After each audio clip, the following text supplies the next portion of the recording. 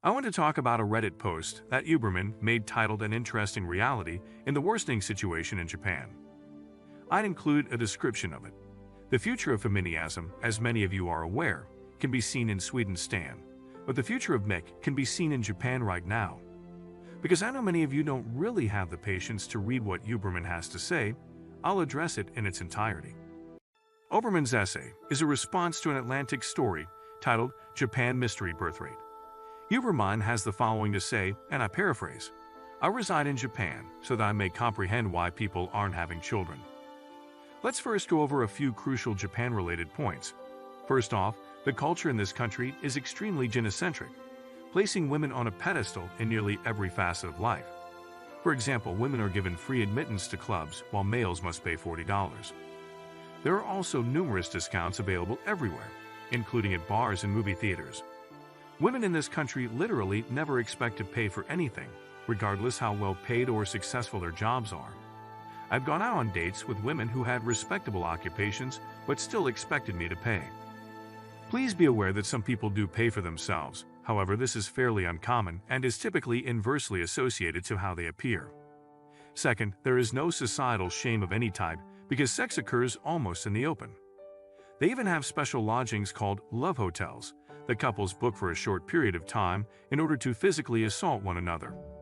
Women tend to disregard the lowest 90% of guys and trade the top 10% among themselves as a result of this freedom.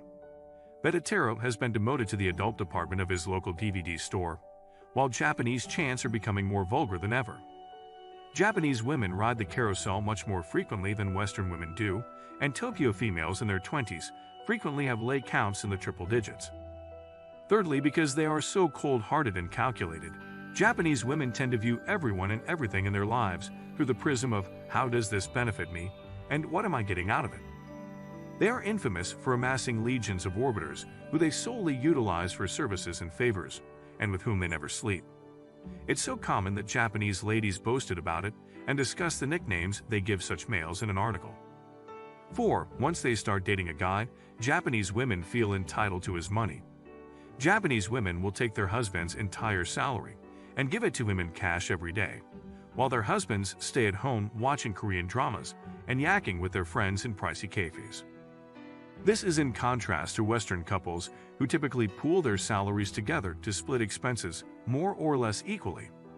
Men in Japan frequently make the joke that they have two employers, their wife and their boss. The fifth reason is that many people lack the ability to be kind to others, are unpleasant and unfriendly to be around, and have a permanent B-word face. They act kind when something of value is coming their way, so that's why. They typically aren't happy most of the time, and one slip-up with them causes them to brutally ghost you. It's common knowledge that Japanese ladies ghost even their own husbands. Japanese men can also be hard workers, but they aren't stupid.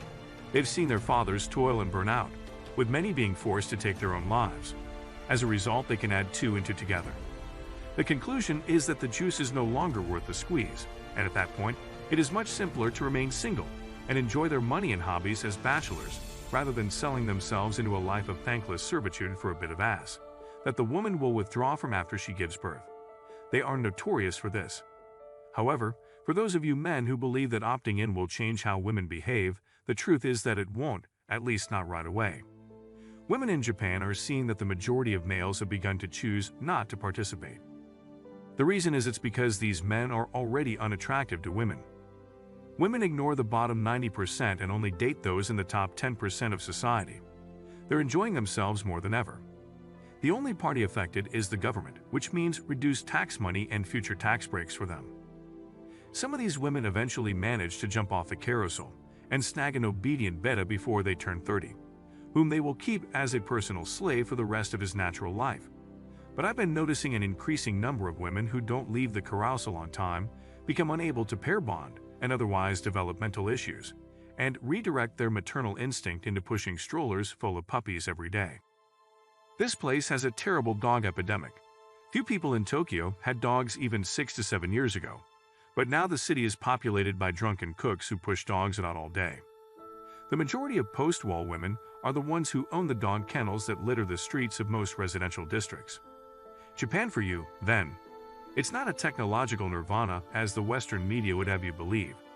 It's a society that is on the verge of disintegrating. Robots won't be able to aid. Artificial intelligence won't be of any use. Racial diversity won't actually make things better. Simply put, they lost the capacity to empathize with and treat one another with kindness. Oberman has the following to say: when women's sexual appetites are left unchecked, harems arise, according to the YouTuber known as Black Pigeon, who is also from Japan. This certainly seems to be the case in some ways because women don't have to pay for anything due to traditionalism. Berman claims that Japanese women don't notice the bottom 80% of men in the world.